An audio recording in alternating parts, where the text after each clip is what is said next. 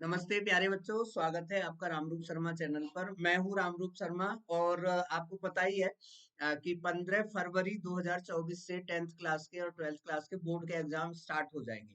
तो 10th class में जिन बच्चों का मैथमेटिक्स वीक है, क्योंकि अब वीक का भाई पता लग गया होगा आपको प्री बोर्ड के मार्क्स से, क्योंकि दो दो प्री बोर्ड हो चुके हैं। और अब सच्चाई तो ये है कि आप लोगों को अंदर से पता होगा कि आपका अलजेब्रा गड़बड़ है, आपको एलसीएम नहीं हो पाता है, आप लीनियर इक्वेशन को नहीं सॉल्व कर पाते हैं, आप एमसीक्यूज करने बैठते हैं, अच्छा लगता है, थोड़ा थोड़ा होता है लेकिन आंसर तक नहीं आ पाते हैं। और एमसीक्यूज के जो मार्क्स हैं वो स्विच में मार्क्स हैं, आइदर 1 और 0, क्योंकि अगर थोड़ी भी गलती होगी तो आपको 0 ही नंबर मिलेगा, और आपने तुक्के से भी सही कर दिया तो आपको 1 नंबर मिलेगा। यानी कि एमसीक्यू पर ट्रस्ट करना बिल्कुल गलत है, क्योंकि एमसीक्यू में कभी कभी 3 नंबर आ जाते हैं और कभी कभी जो है 7 नंबर 8 नंबर आ जाते हैं। उसका एक बहुत सही तरीका बता रहा हूं आपको मैं। सबसे लास्ट में करो और हर एक का सी लगा दो या हर एक का बी लगा दो, आपके फिर भी 6-7 नंबर आ जाएंगे। और अगर आपने थोड़ा सा अपना दिमाग चलाया, क्योंकि भाई वहां पर होगी ट्रिकी कैलकुलेशन छोटी सी, और वहां पर आप गलती करते हैं क्योंकि आपका ये सब्जेक्ट फेवरेट नहीं रहा है, आपने इस पर काम नहीं किया है। अब फिर पास कैसे होंगे, वही तो पार्ट हमें आता है। तो भाई पास बड़े क्वेश्चन से होंगे। मरा हुआ हाथी भी भाई 4 लाख का होता है, मैं आपको बता दूं। जो बड़े क्वेश्चन है यानी कि 5 मार्क के जो क्वेश्चन है, 4 मार्क के जो क्वेश्चन है, 3 मार्क के जो क्वेश्चन है, 2 मार्क के जो क्वेश्चन है, यानी कि section D, section E, section C और सेक्शन बी आपको पास कराएगा। क्योंकि उसकी अगर आप कैलकुलेशन तक जाओ ही मत, उससे पहले की जो चीजें हैं उन्हें अच्छे तरीके से रट लो। मैं आपको इस वीडियो में बताने वाला हूँ कि कौन कौन से टॉपिक है जो आपको पास कराएंगे। आप सीधा कैलकुलेशन कर लो। जो 20 से आगे जो आपके 18 क्वेश्चन है, अगर 18 क्वेश्चन में आप 15 क्वेश्चन भी अटेम्प्ट करते हैं और आधे आधे करते हैं, कैलकुलेशन तक जाओ ही मत, और अगर हर एक क्वेश्चन आपका 2-2.5 नंबर दे जाता है तो आपके 25-30 नंबर आ जाते हैं, भाई 40 नंबर तक भी आ सकते हैं। मेरी वीडियो को लाइक करके शेयर जरूर करिएगा। अदरवाइज कभी कभी ऐसा होता है कि अब थोड़ा थोड़ा दिमाग चलने लगता है और फिर ऐसा लगने लगता है, अरे यार ये तो हो रहा है, अब तो इससे कर लेते। अब उसे करने का टाइम नहीं है, क्योंकि अब वो काम बड़ी मुश्किल से आने वाला है और एक आधा आ भी गया तो 2-4 गलत हो जाएंगे। मैं इस वीडियो में आपको बता रहा हूँ इंपॉर्टेंट टॉपिक। चाहे आपका कोड 241 है, चाहे आपका कोड 041 है, आप पास भी हो जाएंगे और फिर आपके ठीक ठाक नंबर भी आ जाएंगे। सबसे पहला जो चैप्टर नंबर 1 है उसमें कुछ मत करिए, आपको अट्रैक्ट करेगा एलसीएम लेना। एलसीएम भाई जब अलजेब्रा वीक है ना तो एलसीएम गलत होना है, ये मान के चलिए, और उसे भी कर लेना। सबसे पहले आप इस क्वेश्चन को रट लो, भाई ये थ्योरम है ना, किस तरीके से लिखते हैं। एक क्वेश्चन आपको 2 या 3 नंबर में 100% आएगा, ढूंढ लेना क्वेश्चन में। उसके बाद में चैप्टर 3 और चैप्टर 4 में ज्यादातर बच्चे A1/A2 या डी पर क्वेश्चन करने लगते हैं। जब आपको एलसीएम लेने में गलत हो जाता है, ट्रांसफॉर्मेशन में गलत हो जाता है, बॉडमास रूल आपका गलत हो जाता है, तो आप उन क्वेश्चन पे मत जाइएगा। आप ट्रेन वाला जो क्वेश्चन है ना, उस क्वेश्चन की स्टेटमेंट से इक्वेशन बनाना सीख लो। अगर आप सीख गए तो आपका यहाँ पर 2-2.5 नंबर बड़े आराम से आ जाते हैं। एज वाला जो क्वेश्चन है उसे आप सीख लो कि जो बड़ा बंदा है उसकी एज मान लो आप प्रेजेंट एज एक्स, उससे छोटा जो है, चाहे बाप बेटे है, चाहे बहन भाई है, चाहे लड़का लड़की है, दूसरे की एज को मान लो आप वाई, और इक्वेशन बनाना सीख लो। हमारे चैनल पर लगातार पढ़ाई हो रही है, आप हमारे साथ जुड़ सकते हैं और मेंबरशिप भी ले सकते हैं। जो लाइब्रेरी वाला क्वेश्चन है इसका फिक्स तरीका है कि जो फिक्स्ड अमाउंट है उसे आप एक्स मान लो, जो पर डे या पर आवर या पर किलोमीटर का जो अमाउंट है उसे आप वाई मान लो। दो इक्वेशन बना दो और उसके बाद में थोड़ा बहुत और कर दो, एक दो लाइन बढ़ा दो। कैलकुलेशन गलत होती है, भाड़ में जान दो, कोई दिक्कत नहीं है।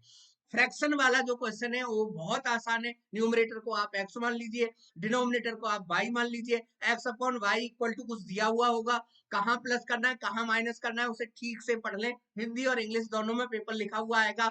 इसके 3 क्वेश्चन आएंगे। 3 क्वेश्चन में अगर आपने पहली 5 लाइन ठीक ठीक लिख दी, कैलकुलेशन से दूर हट जाओ और वैल्यू पुट कर दी, तो आपके जो 3 में से 1.5 या 2 नंबर, 4 में से 2 या 2.5 नंबर 100% आ जाएंगे।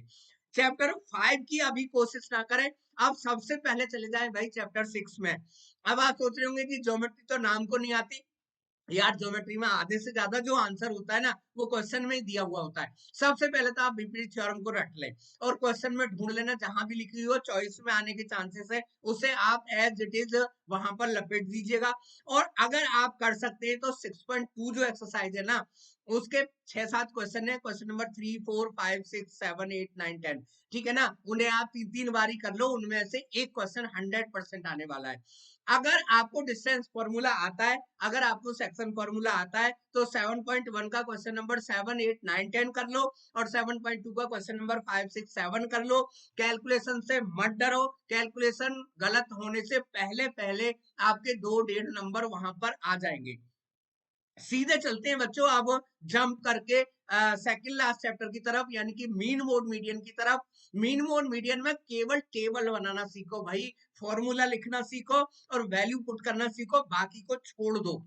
आप लोग क्या करते हो कि आप टेबल गलत बनाते हो, फिर आंसर लाने की कोशिश करते हो, नहीं आएगा, 0 नंबर मिलेंगे। क्योंकि अगर मीन की टेबल बन जाती है तो 4 में से 2 नंबर हो जाएंगे, अगर मीडियन की टेबल बन जाएगी तो 4 में से आपका 1 या 1.5 नंबर हो जाएगा, और अगर मोड की टेबल बन गई तो उस टेबल का तो नंबर नहीं है, खैर ठीक है ना। और उसके बाद में फॉर्मूला लिखो और वैल्यू पुट कर सको तो ठीक है, अदरवाइज आपके 2-2.5 नंबर यहाँ पर पक्के हो गए। 2 क्वेश्चन तो आपके निश्चित रूप से यहाँ पर है ही है। सरफेस एरिया वॉल्यूम को यार 9th में भी पढ़ा था, 8th में भी पढ़ा था। Volume of cylinder, volume of hemisphere, volume of cone, volume of cube और क्यूबॉइड, या सरफेस एरिया अलग अलग पार्ट्स में करो, एक साथ मत करिएगा। कॉमन वॉमन लेने का झंझट भूल जाओ, आप फिर करेंगे, अगले जन्म में करेंगे मैथमेटिक्स को, या फिर भगवान की कृपा रहे तो 11th में कर लेना, जो भी आपकी ख्वाहिश है, लेकिन अभी अपनी ख्वाहिश को पूरा नहीं करिएगा। मान लो हेमिस्फीयर के ऊपर कोन रखा हुआ है, हेमिस्फीयर का वॉल्यूम अलग निकालो यार, कोन का वॉल्यूम अलग निकालो।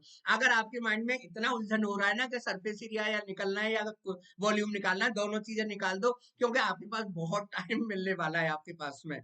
क्योंकि 1.5-2 घंटे के बाद में आप खाली बैठ जाएंगे, तो आप ये कर लेना, अलग अलग पार्ट्स में निकालो, इतना आपको 100% समझ आ जाएगा कि कौन है, ये हेमिस्फीयर है या ये क्यूब है, या क्यूब के ऊपर हेमिस्फीयर है, वो क्या चीज है।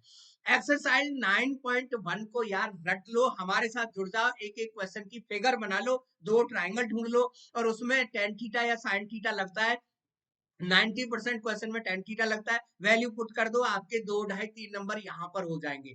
8.2 जो एक्सरसाइज है ना यार, टेबल बनाने को सीख लो, मेरे से सीख लो, हमारे चैनल पर सीख लो, वीडियो पड़ी हुई है उससे सीख लो, वैल्यू पुट कर दो, कैलकुलेशन को छोड़ दो। 8.1 में पाइथागोरस से तीसरी साइड निकालते हैं और उसके बाद में साइन कोस टेन, ये पंडित बद्री प्रसाद या पापा बियर पियोगे उससे, साइन अपॉन साइन थीटा जो है परपेंडिकुलर अपॉन हाइपोटेन्यूज होता है, वो आपका हो जाएगा। सर्कल वाले क्वेश्चन को तो जरूर करो यार, 10.2 एक्सरसाइज करनी है, केबल और केबल एग्जाम्पल, और अगर आपने एक्सरसाइज कर दी तो आपके 2 क्वेश्चन 100% हो जाएंगे। 3-4 बारी कर ले, समझने की कोशिश ना करें, रट लो भाई ना। अच्छा, अब रह जाता है हमारा एपी और प्रोबेबिलिटी। तो एपी और प्रोबेबिलिटी में यार 2-3 नंबर लाने बहुत आसान है। एपी की कोई भी आपकी सीक्वेंस दिया हुआ हो, उसका ए निकाल के रख दो, डी निकाल के रख दो, एन का फॉर्मूला लगा दो, एस एन का फॉर्मूला लगा दो, सही नहीं होगा पर 3 में से 1.5 नंबर कोई नहीं रोकेगा। जो प्रोबेबिलिटी है ना उसमें सबसे पहले आप सैंपल स्पेस लिखो, फिर टोटल आउटकम लिखो, फिर फॉर्मूला लिख दो। गलत भी हो जाए ना फेवरेबल आउटकम, तो भी आपका 2 में से 1 नंबर 100% मिल जाएगा। इसी तरीके से एरिया ऑफ सेक्टर वाला जो क्वेश्चन है उसमें थीटा आप ढूंढ लो, ठीक है ना, अगर नहीं मिले तो आप देख लेना कितने पार्ट में डिवाइड है, 360 डिवाइड कर दो। रेडियस कहीं ना कहीं दिया हुआ होता है, फॉर्मूला लगाओ, वैल्यू पुट करो। और केस स्टडी के क्वेश्चन को भाई हिंदी इंग्लिश की तरह मत पढ़ो, पहली 3-4 लाइन में कहानी दी हुई होती है, उससे आंसर का कोई मतलब नहीं होता।